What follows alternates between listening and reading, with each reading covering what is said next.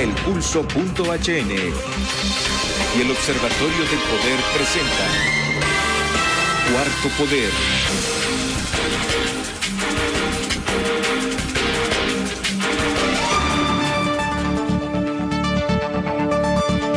Es un gusto que estén nuevamente acá a las 4 de la tarde en punto en Cuarto Poder. Recuerde que usted puede escuchar este programa en 88.5 FM en el área metropolitana del Distrito Central, 104.5 FM en la zona metropolitana del Valle de Sula. También estamos en el litoral atlántico, 95.1 FM y también en las demás frecuencias de Radio Globo que están diseminadas a lo largo y ancho del país. Ya pues todos preparados.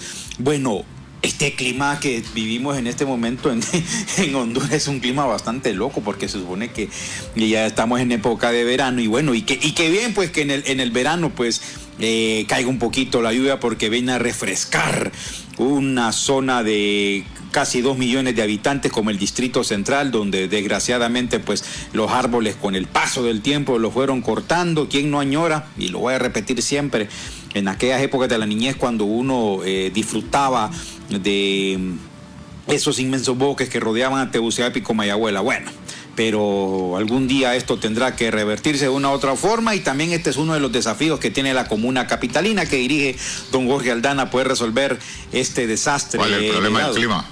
No, la cuestión de los árboles, no, el clima no, ¿cómo va a controlar usted el clima? Es imposible, pero por lo menos la cuestión de los árboles, volver a reforestar en muchas zonas, porque si se reforesta entonces vamos a poder recuperar, no como en el pasado, ¿verdad? Pero sí poder tener nuevamente eso verde, eso, los bosques, que a uno le emociona eso, hombre. Entonces uno quisiera vivir así fresco y no estar sufriendo de calor, pero bueno, uno no puede controlar el clima ni la naturaleza. Ya está listo aquí también don Carlos Paz. ¿Cómo ha estado, don Carlos? Que hoy lo noto bien ruiseño, hombre. ¿O será que yo dije algo que me sale?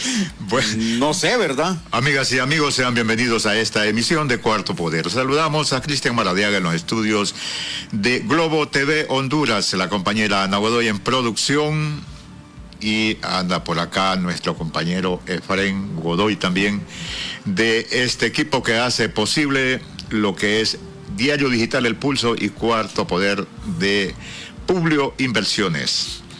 Y el compañero Ronald López en los estudios de Radio Globo. Mire, que me estaba riendo por el hecho que en las luchas es como en la guerra, que le hace una propuesta en la demanda que no la pueda cumplir para llegar a un final.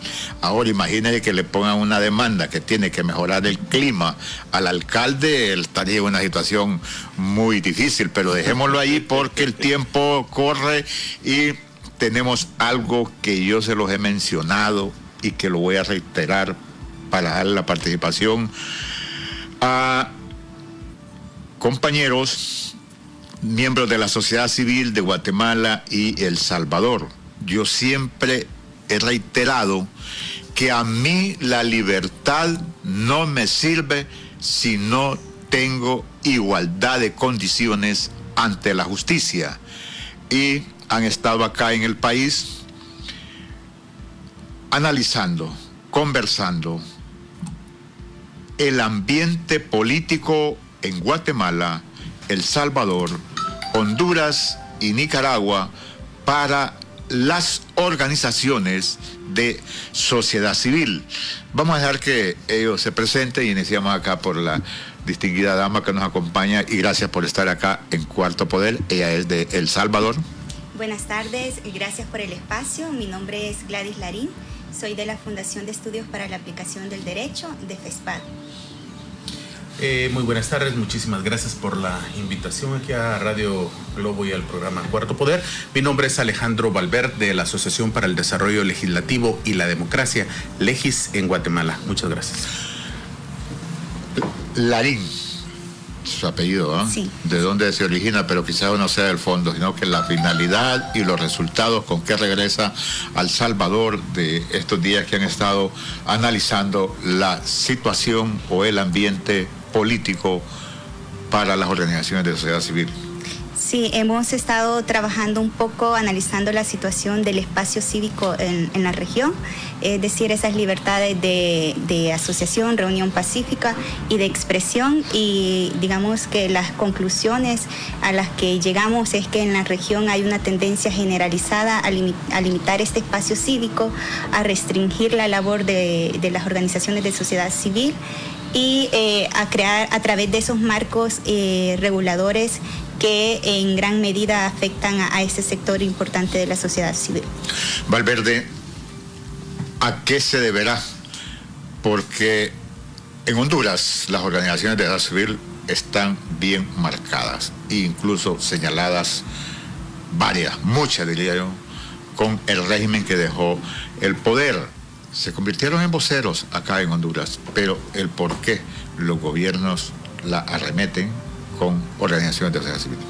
Sí, el caso de la región centroamericana es distinto. Por ejemplo, no es igual las organizaciones en Nicaragua que en El Salvador, Honduras y Guatemala.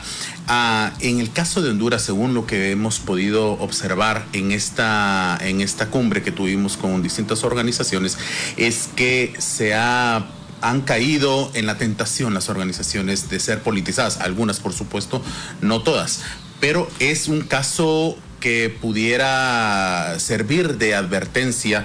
Al final de cuentas, ese fue uno de los objetivos, el tener un intercambio de experiencias. Ese puede ser una advertencia para las organizaciones de Centroamérica en observar muy bien y ser muy cuidadosos respecto a las actividades que realizan para seguir siendo apolíticas y buscando el desarrollo de nuestros países. Acá en Honduras, las iglesias protestantes también están bajo el marco de organizaciones de sociedad civil. En el régimen anterior se convirtieron incluso en garantes de la transparencia y de combate a la corrupción. Cantidad de organizaciones aglutinadas, incluso en lo que se conoce acá como FOPRIDE, que es la Federación de las Organizaciones Privadas de Desarrollo. Sin embargo, los resultados catastróficos de la corrupción en Honduras, que se conoce en el mundo, eso ahora y casi desde antes, pues, las señala. ¿Cuál es la diferencia que se plantea entre las organizaciones de sociedad civil Honduras con El Salvador? Larín. La diferencia, bueno, es de reconocer que en cada uno de los países, pues, puede existir, digamos, este tipo de organizaciones que estén expuestas o involucradas en estos actos que no van conforme a sus fines o sus propósitos iniciales. Sin embargo, existen organizaciones de la sociedad civil, un buen número, al menos en El Salvador, dispuestas a trabajar en aquellos áreas donde el Estado es incapaz de llegar y resolver algunos de sus problemas, ¿verdad? Tal vez no los resuelva del todo, pero sí está en la disposición de colaborar con el Estado. Entonces, en ese sentido, organizaciones de sociedad civil de El Salvador, que actualmente se están pronunciando por vulneración de derechos humanos, defensores también de ambientales, están siendo atacados, digamos, de parte de organismos del gobierno por esta situación, ¿verdad? Entonces, creo que puede haber una similitud en el sentido con Honduras, ¿verdad? En el sentido que puedan existir esas organizaciones que no son transparentes. Sin embargo, creemos en que hay organizaciones que sí están dispuestas a trabajar por la sociedad, por mejorar el país y contribuir a que haya esa transparencia. En el ejercicio de los derechos, digamos, para el caso específico de Honduras, hemos podido analizar que, al igual que el derecho de libertad de asociación o el derecho de libre emisión del pensamiento, la libertad de prensa, el riesgo existe en el momento en estar politizados, ¿verdad? En que nuestra opinión dependa del salario que recibamos. Entonces, la autonomía, la independencia de las organizaciones es fundamental para incluso defender al sector de las organizaciones en la región centroamericana. Por eso es que es importante no tomar partido, sino dedicarse única y exclusivamente a las actividades a las cuales surgen de la comunidad como parte de una organización, pero claro, no depender exclusivamente de un salario, pues, ¿verdad? Para, en este caso, lo que usted menciona, de darle el visto bueno o defender a un gobierno, un régimen. A mí me llama la atención lo que acaba de decir, que las organizaciones o los que están dentro de las organizaciones no deben tomar un partido. ¿Tienen alguna experiencia y del por qué esta aseveración? No, es parte de ese resultado de lo que hemos podido observar nosotros en Honduras. En esta cumbre nos han dicho, hay algunas organizaciones que se dedicaron a darle el visto bueno al Ejecutivo, y pues nosotros observamos de que es bastante delicado porque ya entraría en la politización de las organizaciones, y las organizaciones deben ser independientes, autónomas y apolíticas, por supuesto, y dedicarse a las labores que tienen contemplada en sus estatutos. A ver, bueno, cada país tiene su realidad, cada país tiene su propia idiosincrasia, pero siempre tienen algo en común. Y en esto que ustedes acaban en esta cumbre o en este encuentro que acaban de tener, ¿qué hallaron de común en el Triángulo Norte de Centroamérica en particular? Sí, adelante. Adelante. Bueno, encontramos una ola en Centroamérica, una ola de represión y persecución que han tenido las organizaciones, que ha tenido la ciudadanía para la libertad del derecho de asociación. Y esto hemos podido tomar puntos en común que se relacionan con las políticas represivas impuestas por el gobierno de Daniel Ortega en Nicaragua. Da la impresión que Honduras, Guatemala, El Salvador siguen ese mismo camino represivo hacia las organizaciones. Hay similitudes en normas que se quieren aprobar, hay reformas a la ley de organizaciones no gubernamentales en las cuales buscan controlar a las organizaciones, controlar los fondos, controlar el financiamiento que viene del extranjero, y eso es algo que choca con el derecho internacional y choca también con las constituciones de Centroamérica. ¿Por qué señalar a Nicaragua específicamente? ¿Acaso es que aquí se han vivido paraísos quizás para la ONG? Porque estas han crecido mucho, pero la pobreza se ha incrementado y todas son altruistas, pero sus dirigentes, sus ejecutivos viven casi ya en otra élite, igual que la política o igual que otros grupos, sociedades de la sociedad privilegiados en los países. Larín. Sí, quizás comentarle que en el marco de una recomendación del Grupo de Acción Financiera del GAFI, la recomendación número 8, los estados están utilizando esta recomendación a conveniencia. ¿Qué quiere decir esto? Bueno, se han impulsado notas interpretativas para que los estados no limiten el derecho de asociación a las organizaciones. Entonces, en este sentido, en Nicaragua se han cancelado más de 3,000 organizaciones hasta la fecha, y se ha hecho bajo los lineamientos de estas normativas, ¿verdad? Se están tratando a estas organizaciones con un carácter de talla única, se le llama de acuerdo a los términos del GAFI. Es decir, aunque las organizaciones quieran presentar sus debidos estados financieros, debidos procesos, al momento de hacerlo, de actualizarlo, no se está permitiendo, y de hecho no se está dejando evidencia para que no se permite ninguna evidencia para que digan, bueno, no cumplió, ¿verdad? Y conforme a eso se están cancelando estas organizaciones. Y en el mismo sentido, pues van a algunos de esos países. Por ejemplo, en El Salvador hay un nuevo instructivo de la Unidad de Investigación Financiera que también se está aplicando de talla única, y entonces esta contraviene a estos estándares internacionales, en específico a esta recomendación de 8 del GAFI, ¿verdad? Tomamos a Nicaragua, ahí sí que por la cercanía que tenemos por un país hermano, porque es para la represión de los derechos, de las libertades de la ciudadanía, es un referente, y no referente solo para Centroamérica, porque hemos tenido reuniones incluso con gente de África, específicamente de Zimbabue, y nos indicaban de que Zimbabue copia el modelo centroamericano, especialmente el represivo de Nicaragua. No tengo idea de dónde queda Zimbabue. En África. No, yo sé que está en África, pero ¿cómo se llega? Bueno, en la era de la información, don Carlos. Recuerde que vamos avanzando en el siglo XXI, en la era de información todo es posible. Pero excelente. Sí.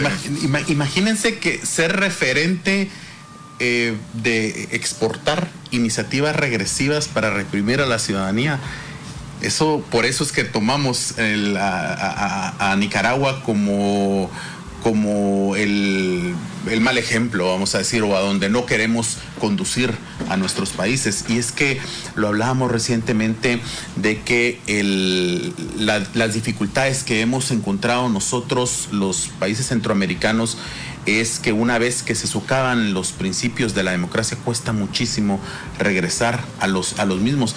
Y en Centroamérica hemos vivido guerras, hemos vivido muchísimo conflicto, y estabilizar a una democracia nos va a llevar muchísimo más tiempo, que es al final de cuentas lo que nos va a permitir satisfacer las necesidades y los derechos humanos de todos y todas. Valver, yo tengo la convicción de que en el siglo XXI es necesario que estudiemos la democracia, porque en un Estado de Derecho, en un Estado democrático que no satisface las necesidades básicas de ciudadanos, es necesario eliminarlo y poder implementar e instaurar otro.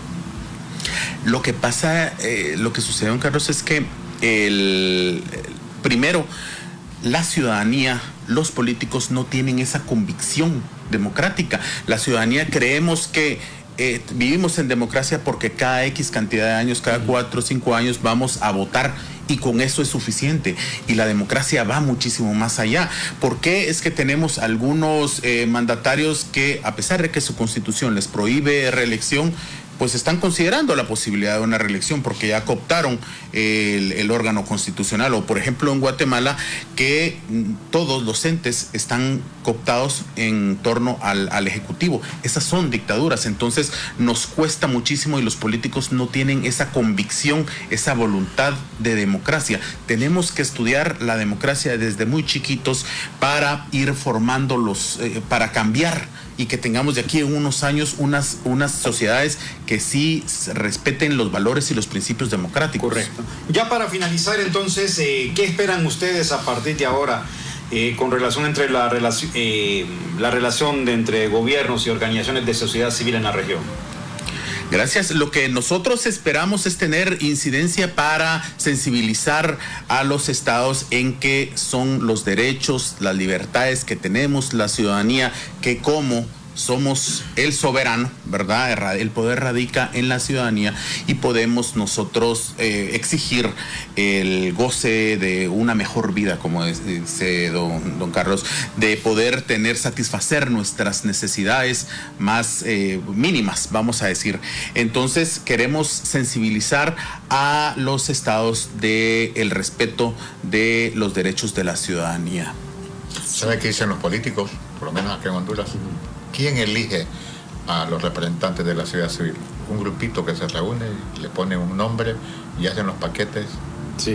Y aquí, mira, acá yo quedé admirado, solo les voy a hablar de la persona, por salarios de $5,000.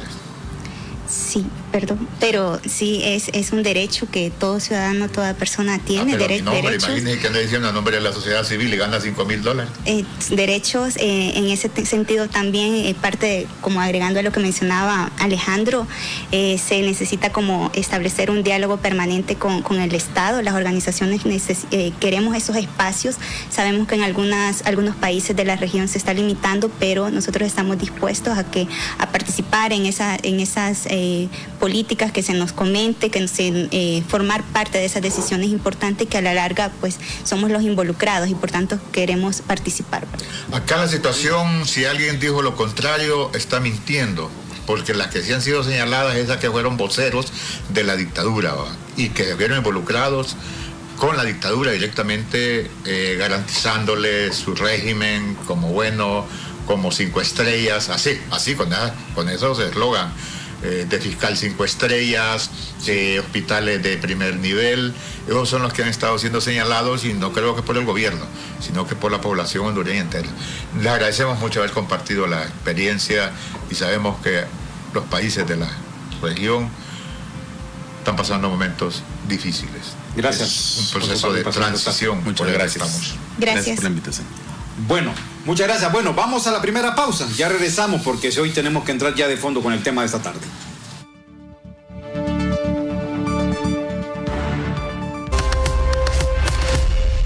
Y en las últimas noticias, don Ramón Hernández de Zonaguera, Colón, ganó una de las 5 casas. ¿Y usted qué espera para participar?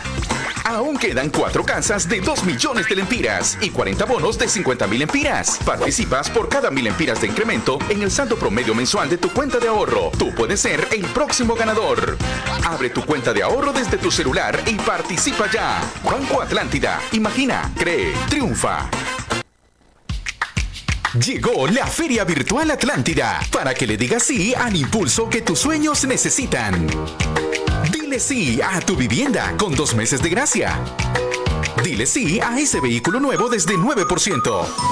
Dile sí a todo lo que necesites con tu préstamo personal desde 19%. Solicita tu préstamo hoy ingresando a bancatlán.hn. Banco Atlántida. Imagina, cree, triunfa. Este año marcas un nuevo inicio y sabemos que tenés muchos sueños que hacer realidad. Para eso necesitas el internet más rápido del país en tu Super Packs con TikTok incluido. Además, recibí 9 GB de internet, llamadas ilimitadas a la red Claro más Facebook, WhatsApp e Instagram ilimitados por solo 60 lempiras. Actívalo ya en miclaro.com.hn. Con Claro, pasa la velocidad de tus sueños con el internet más rápido de Honduras. ¡Claro que sí! Restricciones aplican. Amigas y amigos, continuamos en Cuarto Poder. Bueno, les recordamos que Banco Atlántida sigue premiando a sus clientes con 4 casas de 2 millones de lempiras y 40 bonos de 50,000 lempiras. Tú puedes ser el siguiente ganador. Por cada 1,000 lempiras de incremento en el saldo promedio de tu cuenta mensual de ahorro, acumulas un boleto electrónico para participar. Si aún no tienes tu cuenta, ábrela hoy desde tu celular. Banco Atlántida, imagina, cree y triunfa. Feria Virtual Atlántida, el impulso que tus sueños necesitan. Ingresa ya desde donde estés a bancatlán.hn y solicita tu préstamo de vehículo desde el 9% y préstamo personal desde el 19% y vivienda con tasa preferencial y 2 meses de gracia. Además, recibe precalificación inmediata al completar tu solicitud. Banco Atlántida, imagina, cree, triunfa. Vas a la velocidad de tus sueños con internet más rápido de Honduras y tu Super Pack Claro que incluye TikTok, 9 GB de internet, llamadas, Facebook, WhatsApp e Instagram ilimitados por solo 60 lempiras. Actívalo ya ingresando a miclaro.com.hn. Claro que sí. Amigas y amigos, continuamos en Cuarto Poder. Como es conocido por el pueblo hondureño, el gobierno de la República, presidido por doña Iris Xiomara Castro de Zelaya, a través del Servicio de Administración de Rentas, ha propuesto a la sociedad hondureña una ley denominada justicia tributaria. Entre los objetivos se plantea que se debe detener el abuso que se ha venido cometiendo con los regímenes especiales, exoneraciones y dispensas fiscales en el país. Ahora surge que el 70% de esas dispensas son sociales. El gobierno está en la obligación de informarle al pueblo hondureño quiénes son los beneficiarios de esas dispensas fiscales que en los últimos 15 años el Estado ha dejado de percibir más de 400,000 millones de lempiras y los ha sumido en la extrema pobreza el 50% de los hondureños. El otro tema es que está planteando una equidad fiscal. que aquel que más tiene sea el que paga, y también nos enteramos cómo los multimillonarios del país han vivido de nuestro lomo, se dice popularmente, y son los grandes señores. El otro tema es el secreto bancario. Esto no es nuevo, tengo 40 años quizás de estarlo escuchando, y le ha sido imposible al Estado de Honduras porque ningún gobierno ha podido romper la cortina de hierro del sistema financiero del país. Y desde luego que esa élite oligarca es donde guarda sus dineros de las ganancias sanas y las ilícitas. Claro. Ese es el tema que trataremos, y si ya se encuentra la doctora Juliette Handal, destacada empresaria del país en el rubro farmacéutico y también expresidenta del Consejo Hondureño de la Empresa Privada, a quien le damos la bienvenida esta tarde, Brian Flores. Bueno, doctora, usted ha escuchado esta introducción y sí es necesario de que usted pueda hacer sus consideraciones, pero a mí me llamaba la atención antes que nada, por aquí estaba viendo precisamente que usted publicó en Twitter varios puntos de vista relacionados con esta iniciativa de la reforma fiscal. ¿No lo puede ampliar? Un gusto saludar a la doctora Handal. Vamos a ver. Estamos en comunicación con la doctora Juliette Handal de Castillo. Sabemos que ella se encuentra en el extranjero. Tenemos algún problema de conectividad con la doctora Handal, pero la temática a tratar es la ley de justicia tributaria propuesta por la Presidenta Constitucional de la República, doña Xiomara Castro, a través de la SAR. Lo tenemos ya lista la doctora Handal. ¿Ronald?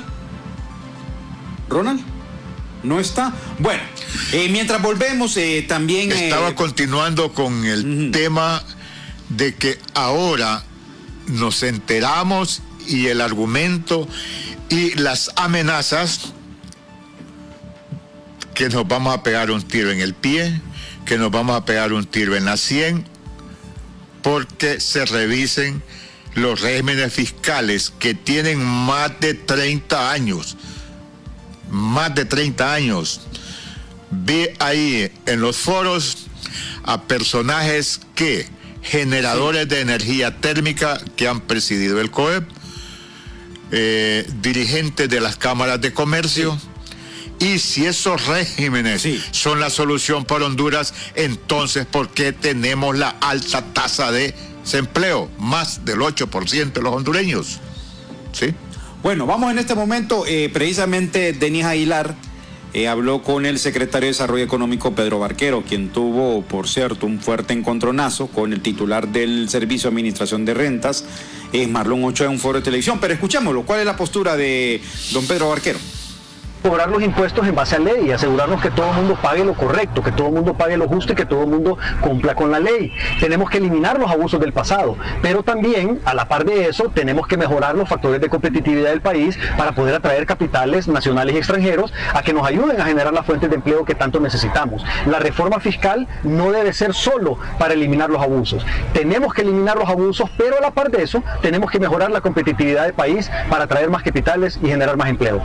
En cuanto a la ley de justicia tributaria, que es polémica a nivel nacional, hay sectores de que dicen que la empresa privada será afectada con esta ley si se llega a aprobar en el Congreso Nacional. Es que lo que se va a ver afectado es la capacidad del país de atraer inversión y de generar empleo. Ese es el problema. El problema es que lo que estamos haciendo en realidad es afectando al pueblo hondureño, porque vamos a evitar la atracción de capitales nacionales y extranjeros que le darían trabajo al pueblo hondureño. Hoy por hoy estamos atrayendo muy poco capital de inversión y estamos generando muy pocos empleos. Con esta ley se va a traer todavía menos capitales y se van a generar mucho menos empleos. Se habla de que se ponen en red con más de 200,000 empleos. ¿Por qué razón, don Pedro Arquero? Mira, yo en realidad no tengo un cálculo como para poderte sacar un estimado de cuántos empleos, pero lo que sí te puedo garantizar es que esta ley lo que va a provocar es que seamos menos atractivos a la inversión y por lo tanto van a venir menos capitales de lo poco que estamos atrayendo y se va a generar menos empleo de lo poco que estamos generando.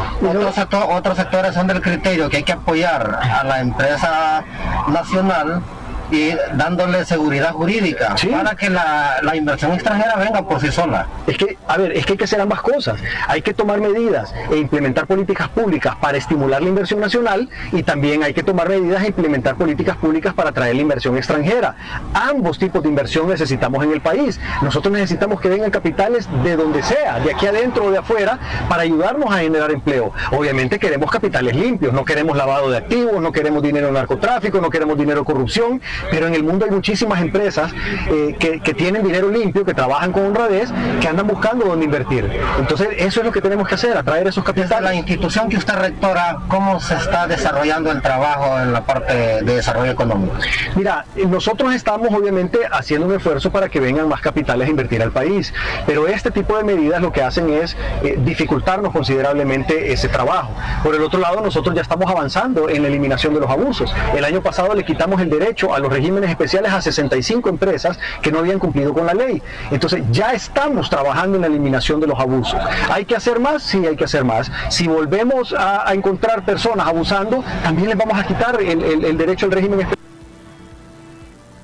Ronald, bueno, y Denis, al compañero Denis Aguilar. También a Denis, que abordó precisamente al secretario de Desarrollo Económico. Bueno, tenemos un inconveniente con la doctora Julia Handal, porque miren que la doctora Handal escribió varias cosas que deben llamar a la reflexión. Por acá lo tengo precisamente. Miren, ¿qué es lo que escribió la doctora Julia Handal? Es una serie de tweets. Por ejemplo, escribió ella, para la gente que en este momento nos escucha por la radio: como empresaria siempre lo he dicho, incentivos fiscales atraen y generan inversiones, pero estos no deben perpetuarse ni ser cheque en blanco. Un error. Hasta el Fondo Monetario ha recomendado revisión de exoneraciones. Vamos con la segunda. Dijo también la doctora Julia Handal en un segundo tuit: no me explico por qué se dice que al eliminar los abusos fiscales habrá gran desempleo, si las empresas fortalecidas con incentivos fiscales ya no los necesitan más tiempo y no deben despedir empleados. Por ejemplo, colocó un tercer tuit la doctora Handal: la gran mayoría de miles de empresas en nuestro país nos hemos fortalecido a fuerza de sacrificios, lágrimas y trabajo generando empleo, aún en condiciones de competencia desleal. En un cuarto tuit dijo la doctora Handal: como empresaria siempre lo he dicho.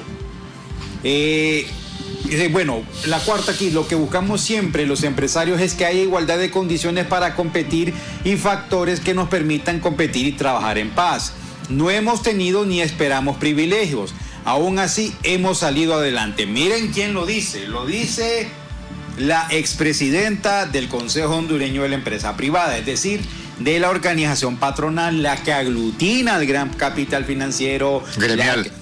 Sí, claro. La organización gremial. Sí, claro, que aglutina a las grandes empresas. O sea, lo está diciendo una dirigente empresarial que conoce desde adentro cómo funciona el sistema y está haciendo fuertes señalamientos y a la vez una reflexión que por lo cual, por lo menos lo que uno logra interpretar en el mensaje que envió la doctora Julia Handal es que sí es necesario de que exista una reforma fiscal, porque con la reforma fiscal entonces, bueno, las cosas pueden cambiar. Mire, qué lástima que no tenemos a mano lo que planteó previamente el presidente del COEC, el señor Mateo Gibrín, quienes están diciendo de que que si se aprueba la reforma fiscal, entonces va a haber una desbandada, que va a haber corrida de capitales, que van a haber una gran cantidad de personas despedidas. Mira, Brian, pero, mira, Brian, a ver, lo voy a interrumpir porque he estado escuchando detenidamente a los empresarios y están reconociendo que los pobres de Honduras, que somos la gran mayoría, los hemos mantenido y los hemos hecho ricos. Este mismo señor, Mateo Yibrín, manifestó que solo el 16% de los trabajadores en Honduras del sector privado tiene un salario digno y garantizado los derechos que la Constitución da. 13º mes, 14º mes, seguro social y vacaciones. Saque usted los datos, cuánto es el 16% de 1.600.000 trabajadores. El resto de los empresarios en este país no le pagan esos derechos a los trabajadores. Eso es ser hipócrita, y andan diciendo ahí que van a demandar. ¿Para dónde se van a ir? Dígame, los empresarios acá en Honduras, que escucho al señor Barquero hablar de México. México es México, es la tercera economía del mundo, Barquero. Empresarios ¿de qué son? ¿De chiringos? ¿Dónde están las grandes fábricas? Aquí la fábrica que genera más de 4,000 empleos en una sola planta solo es La Guarera, porque sea cerveza, lo que sea, al final pone ebria a la persona. Sí. Esa es la que tiene 4,000 empleos directos y que genera el 0.4% del PIB. Entonces, esas amenazas, esos chantajes, históricamente los han hecho. Un empresario de los hondureños, yo no creo que pueda ir a competir a México. Y en México, para información, señor Barquero, no todos los estados tienen los incentivos fiscales. Hay estados diferenciados de acuerdo a las condiciones que requiere la inversión macroindustrial. Y le reitero, México es la 30 economía del mundo y la segunda en América Latina. Cuando se refiere a México, sean más serios. Mire lo que me escribe para aquí una persona de la zona norte. Y yo no le estoy mintiendo, aquí está el mensaje. Si la economía de Honduras es de chiringo, hombre. Sí, yo sé. Mire, Desechos. por ejemplo, mire qué dice, Brian, tengo unos amigos que quieren importar fertilizantes. Cuando fueron a sacar los permisos a las instituciones estatales, se las negaron porque solo Mateo Yibrín lo puede hacer. En todo caso, si lo traen, se lo deben de vender a una empresa. Diga, Ronald. Ya está la doctora. Excelente, bueno. Nos alegra enormemente, ya nos habíamos de la doctora Yulejanda, nos alegra mucho. Doctora, es un gusto escucharla. Bueno, antes... Buenos días o buenas noches, porque sí, está en el extranjero la doctora. Donde quiera que se encuentre, doctora. Ahorita es a medianoche, aquí van a ser las 12. Disculpe que le interrumpamos en su sueño, doctora. No, la verdad que me acuesto tarde cuando salgo. Bueno, imagínate que uno cuando está fuera del país, uno más bien se termina desvelando y se levanta más temprano. A uno le ha pasado eso, doctora. Bueno, ya entrando en materia, hoy vimos que usted publicó unos tweets donde hace señalamiento, pero a la vez también hace una reflexión respecto al tema de las exoneraciones fiscales en este contexto, que el gobierno busca pues implementar una reforma fiscal y que hemos visto una enorme resistencia, hasta virulenta, desde la misma cúpula de la empresa privada, desde algunos actores de la oposición, pero usted ha sido muy clara en esos aspectos. Nos gustaría que nos explicara con un poco más de claridad. Bueno, usted que ha sido empresaria, que ha sido dirigente gremial. Empresaria. Sí, es empresaria, pues sí. Doctora. Sí, todavía. Gracias a Dios. Mire, en primer lugar, quiero decirles que aunque no conozco los detalles de los puntos de ese nuevo anteproyecto de ley que han causado una mala percepción o rechazo, en el tema de las exoneraciones, yo creo que nadie puede estar en contra de que se revisen las exoneraciones. De hecho, el mismo Fondo Monetario lo viene recomendando hace tiempo, porque si bien es cierto que los incentivos fiscales sirven para atraer inversiones y para generar empleo, no se deben de dar a perpetuidad, no deben de tener una limitación, la verdad. todos hemos sido culpables de que esto haya pasado porque nadie ha dicho nada en el pasado.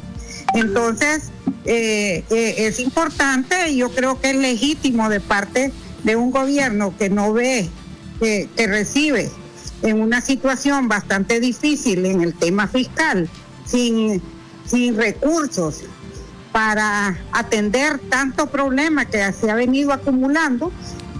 Entonces es legítimo que busquen la forma de generar más ingresos, sobre todo cuando se van ingresos en forma injusta. Creo que el nombre que le han puesto de justicia es correcto, es hacer justicia a esa gran cantidad de empresarios que hay en el país, que luchan, que se esfuerzan, que se sacrifican y que no tienen ningún privilegio y aún así generan empleo y han salido adelante a pesar de todos los obstáculos que sufren los empresarios a todo nivel y en todo sector. Entonces, yo creo que los mismos empresarios que han tenido esos beneficios, yo creo que ellos mismos no deberían de estar en contra de que se revisen, sobre todo cuando han visto a través del tiempo sus empresas fortalecidas, que esperamos también que al fortalecerse cada vez más hayan generado más empleo. Entonces no veo por qué se está hablando de que al revisar exoneraciones se van a perder empleos. Por favor, eso, miren, el tiempo que se ha dado en exoneraciones en el país no se lo dan en ningún país del mundo, aunque tengan incentivos para atraer inversiones. Eso también es legítimo, pues, pero también el tema de poner las cosas en orden es bien importante en nuestro país. Doctora, escuchamos frases incluso hasta malcreadas de algunos ejecutivos del Consejo Hondureño de la Empresa Privada. Le conozco, doctora, desde que usted dirigió el gremio empresarial, como también fue ministra de Industria y Comercio. Se ha venido practicando por más de 30 años los incentivos fiscales, el desempleo incrementa en el país y con ello pues la pobreza. Es contradictorio a la posición que escuchamos de algunos empresarios cuando el mismo COEB está diciendo que solo el 16% de la masa laboral en el sector privado tiene un salario digno y reconocimiento de los derechos sociales. Es lamentable si hablamos que 1.600.000 los datos que se dan del empleo en el sector privado, doctora. Bueno, es que la mayoría, hay empresas que pudiendo pagar no lo hacen. Por eso debería de haber una supervisión en ese respecto, pero lo otro es que la gran mayoría de empresarios son pequeñitos y algunos microempresarios que no pueden pagar esos salarios mínimos. Por eso se ponen de acuerdo los sectores, ¿me entiendes? Y eso debería de hacerse un análisis cada vez que se reúnen en forma tripartita el gobierno, los trabajadores y el COEP, de tomar en cuenta a esos pequeñitos que no pueden pagar y establecer un mecanismo para que puedan generar algún empleo. Pero esa es la razón en parte, y otros porque no lo quieren pagar. Pero lo que sí le digo, la generación mayor de empleo que hay en el país son de las pequeñas, micro y medianas empresas. Las grandes generan y son importantes. Yo no estoy en contra de eso. Pero también son las que han recibido más incentivos. Y hasta se ve muchas veces que hasta se premian porque, se dice, bueno, ha logrado exportar tanto y eso, y hasta se dan premios. Pero son importantes las empresas grandes, pero no se les puede dar esos privilegios porque eso crea una inequidad y no es posible. Mire, cuántos ejemplos hemos visto de empresas que luchan para salir adelante, que luchan por competir, que no tienen las condiciones para competir, que sus costos son más altos y ellos solos salen adelante. Hay miles de ejemplos que le podría dar. Entonces, yo creo que es el tiempo de hacer justicia en ese sentido, como le digo, y lógicamente siempre va a haber resistencia cuando han habido ese tipo de beneficios grandísimos, muchos de los cuales se han hecho según el informe que ha dado la misma SAR de todas las investigaciones que han hecho, abusos en el sentido de que con esos beneficios han logrado exoneraciones hasta de cosas que deberían haber pagado las empresas. Entonces, no voy a caer en esos detalles. Lo que pienso que ahorita hay sería bueno que el sector privado y el gobierno pues se sienten en esos y discutan esos puntos, no en público, porque lastimosamente todo en nuestro país le ponen un color político, se politiza, y estos son temas de interés nacional. O sea que deberían de alguna manera el sector privado buscar, ver cómo se coinciden esos puntos que se percibe que son malos o que van a dañar de alguna manera. Pero el tema de las exoneraciones y la revisión, eso lo tenemos bien claro los hondureños y la gran mayoría de los empresarios. Y hablo por muchos empresarios que tal vez no tienen la oportunidad que ustedes me dan para expresar estas cosas. Sí. Bien, doctora, que hemos visto una reacción, como le decía en principio, bastante virulenta de los directivos del COEP, y nos llama la atención por acá lo que dijo el presidente del COEP, Mateo Yibrin. Se lo voy a leer. El gobierno debe tomar las lecciones de nuestros vecinos en abrir sus economías a la inversión. Nosotros también tenemos que tomar la lección de otro vecino, Nicaragua, donde una dictadura totalitaria ha despedazado el tejido empresarial y social. Amenazaron y cumplieron.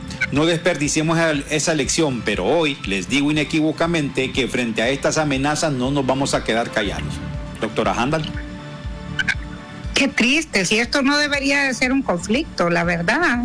Yo respeto mucho, o sea, fui presidenta del COEP, respeto a muchísimos empresarios que han sido presidentes del COEP y que han luchado por tener una imagen del COEP bastante alta. Es importante que más bien se busque eliminar conflictos. Ya en Honduras los hondureños y sobre todo los más pobres, que viendo que no hay esperanza se van del país, lo que menos quieren ver es estas discusiones entre sectores. Lastimosamente, como le digo, todo le ponen un tinte político o ideológico, pero dígame, ¿es malo revisar las exoneraciones? ¿Acaso el Fondo Monetario, al recomendar revisar las exoneraciones, está haciéndolo pensando que va a pasar algo como en otros países, como el que acaba de mencionar usted?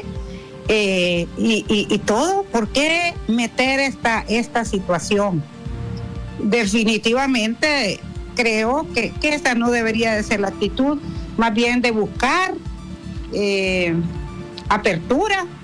De hecho, yo veo que el gobierno, la presidenta, ha invitado a los sectores empresariales a dialogar. Especialmente han sido más receptivos la Cámara de Comercio de San Pedro, o de Cortés, mejor dicho, e incluso en un Twitter que sacó su presidente, hacía algunas propuestas de lo que se pudiera revisar y hacer, y así deberían de hacerse las cosas. No podemos generar más conflictos. No entiendo qué habrá pasado, no conozco detalles. Yo salí hace una semana fuera del país y sí le puedo decir que cuando escuché desde la primera vez que iban a revisar exoneraciones, que había sido una recomendación del Fondo Monetario ya a varios gobiernos y que hasta este gobierno pues ha tomado la decisión de llevarlo a cabo por la misma desesperación que tienen de no tener suficientes ingresos para cumplir con todas las obligaciones en el tema de salud, por ejemplo, que en los hospitales no hay suficientes hospitales, sobre todo en los lugares más recónditos, que hay 12,000 escuelas destruidas, que hay niños que tienen que caminar 3 horas para llegar a la escuela más cercana. O sea, es legítima esa preocupación y es legítimo buscar la forma de cómo lograr ingresos. Y también es legítimo que los hondureños estemos pendientes de cómo esos nuevos ingresos, si se aprueban, o sea, si pasa esta ley de las exoneraciones, de revisar exoneraciones, entonces de que ese dinero se maneje de la forma que más beneficio traiga al país, por ejemplo, en mayor inversión pública que se necesita en salud, en educación, de cómo reactivar. Eso traería beneficios enormes porque reactivaría al sector que ha estado bastante deprimido de la construcción, por ejemplo, ¿verdad? En arreglar escuelas, en construir hospitales, qué sé yo, hay mucho por hacer en nuestro país. Entonces, de verdad que yo creo que nadie puede estar en contra de eso. Es legítimo, muy legítimo que los gobiernos tengan que buscar ingresos y que los que tenemos que pagar los tributos estemos conscientes de que tenemos que hacerlo, pero lo que no es posible es que solo unos paguemos, que son la gran mayoría de empresarios, que no hemos tenido privilegios, y que unos poquitos no paguen porque se les extendió en el tiempo ese beneficio. Entonces yo creo que es justo revisarlo. Bien, es un tema de justicia, creo.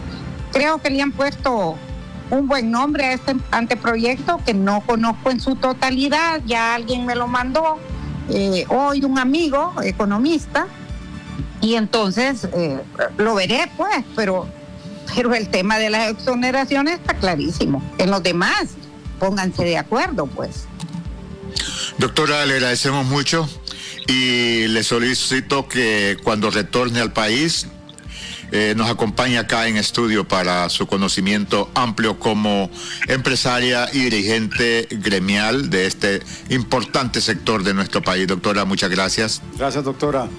Con mucho gusto, les saludo y si Dios lo permite, la otra semana cuando regrese yo les aviso. Gracias a la doctora Yulek Handal. Bueno, una reconocida empresaria, en su momento fue presidenta del Consejo Hondureño de la Empresa Privada, y ustedes vean las reflexiones y la doctora Handal no deja de tener razón. Incluso grandes corporaciones en el mundo están dispuestos a sacrificarse todo en aras de ¿qué? Del bienestar social. De reducir la miseria. Sí. Bueno, les recordamos Feria Virtual Atlántida, el impulso que tus sueños necesitan. Ingresa desde ya donde estés a bancatlán.hn y solicita tu préstamo de vehículo desde el 9%, préstamo personal desde el 19% y vivienda con tasa preferencial y 2 meses de gracia. Además, recibe precalificación inmediata al completar tu solicitud.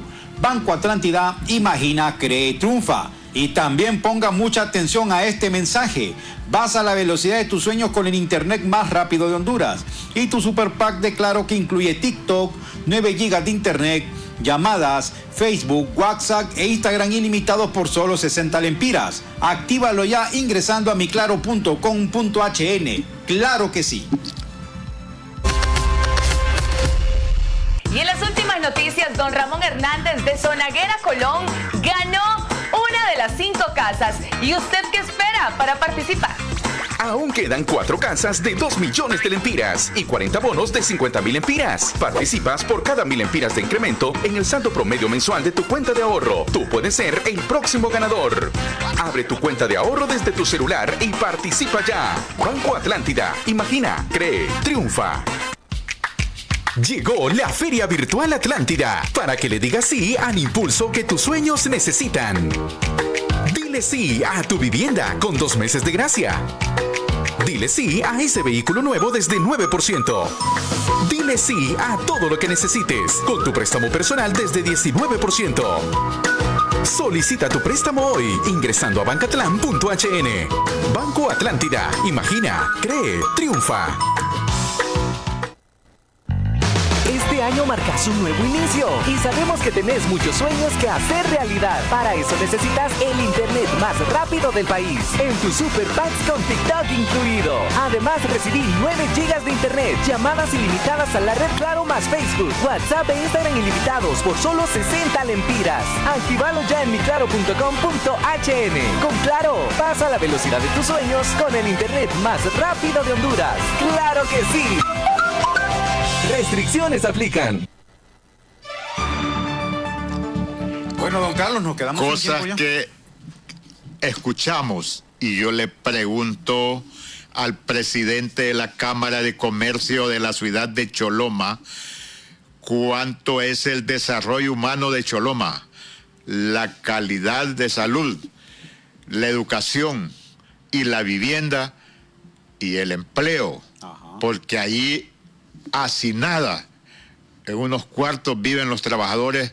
Hoy lo escuché diciendo que le paga 200 millones de lempiras a la municipalidad de Choloma. Entonces los habitantes de Choloma viven en un paraíso porque es la ciudad de la maquila. Y concluyo, Ronald, saludando a mi amigo Concepción Hernández, más conocido como Chon, que es coordinador del Libre en Plan de los Pinos. Le mando un saludo. El Observatorio del Poder y el Pulso.hn presentó Cuarto Poder.